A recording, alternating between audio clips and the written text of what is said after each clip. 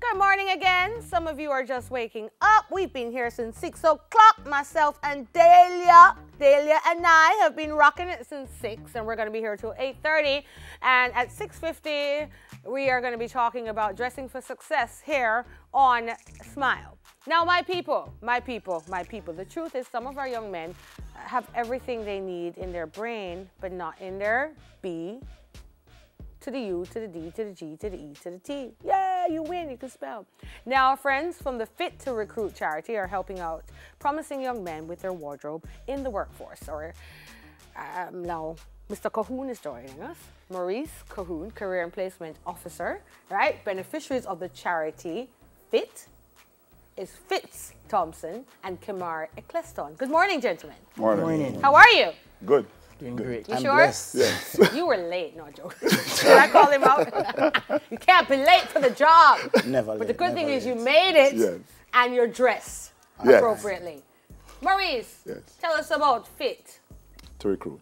to Recruit.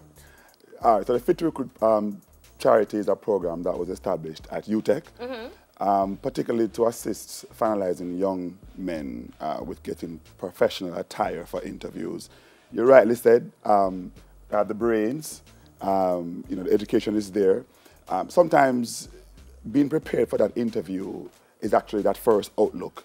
And it may be, it's sometimes sad, but many of the young men are not able to afford getting a professional attire. Some are not even sure what professional attire means for an interview. Right. And so this charity was established to somewhat deal with all of that.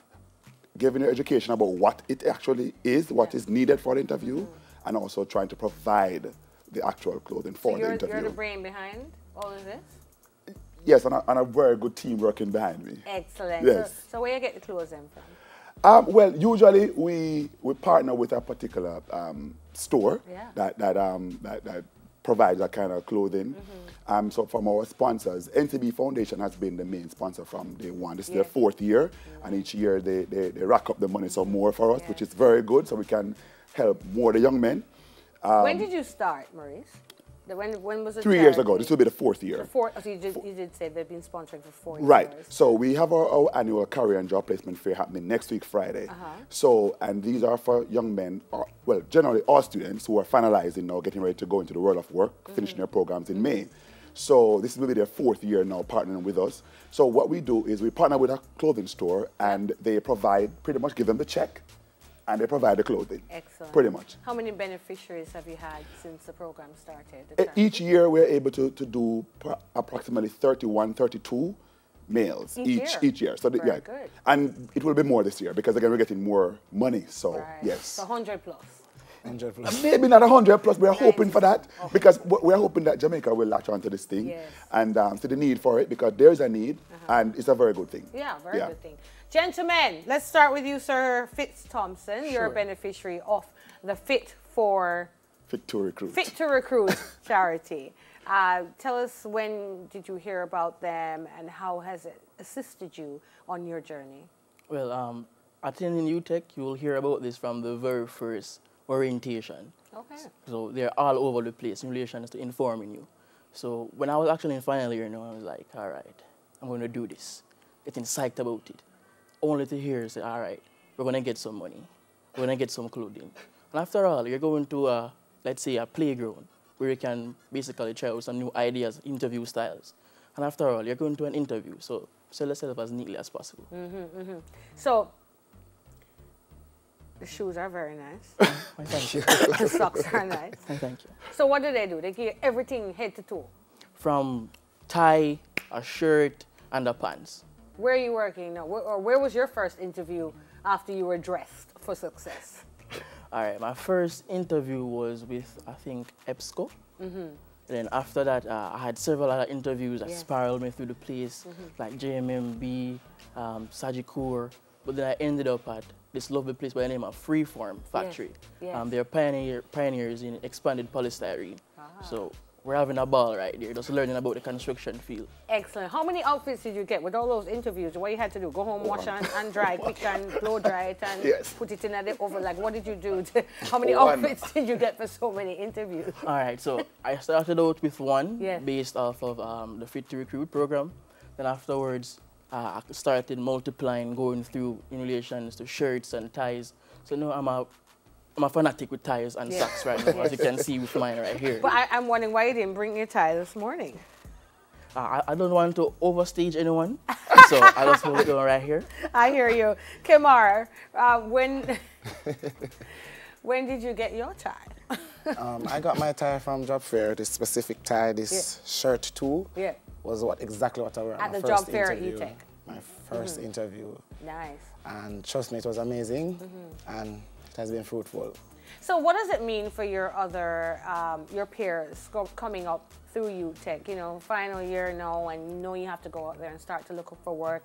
You can't afford the outfit. Did you know what the dress code was for certain types of interviews? Luckily I did, because at UTech, the same job fair program that they have some training sessions before the actual job fair to prepare you mentally, physically, all type of alley, because it's quite competitive. Yes. Okay, so like, why did you choose, why did they get through over others? Well, one, it's a needs basis, and you might wonder how we find a need. Well, one, the students, they come and sign up. You know, typically you advertise something, you're giving away something. Your first instinct is, boy, the first set that run for it, it probably means that they probably really need it. You know, but we do talk to them to find out, because if we have a surplus of persons that are applying, we try to find our own little way of screen to see, hey, do you really need this thing? Or did you just hear that something was given away and you just grab it, you know? Right. But typically what we have found are the students that actually come after it really need it. Right. What are some of the other challenges that you see as a career and placement officer? What are some of the challenges that young people are facing to move now? You've matriculated, now you got to go into the next world. Yeah.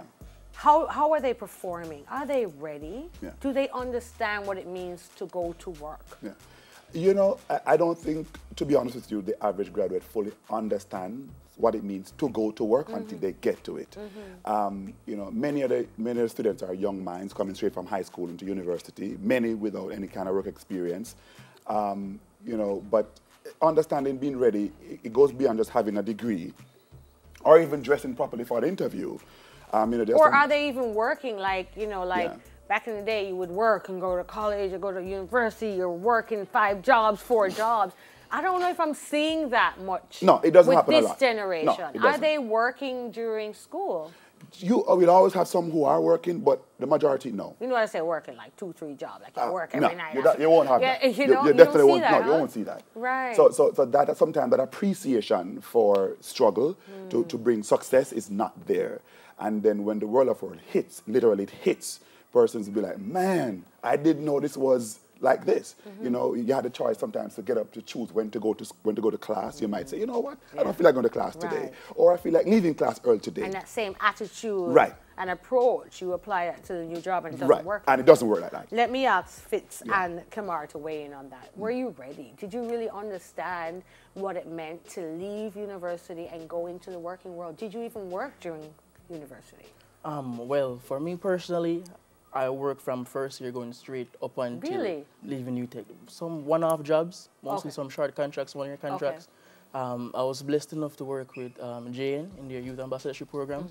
So that in and of itself grew me significantly as to how I should dress, how I should actually approach certain situations. Even my thinking capacity expanded just by going through that Jane program right there.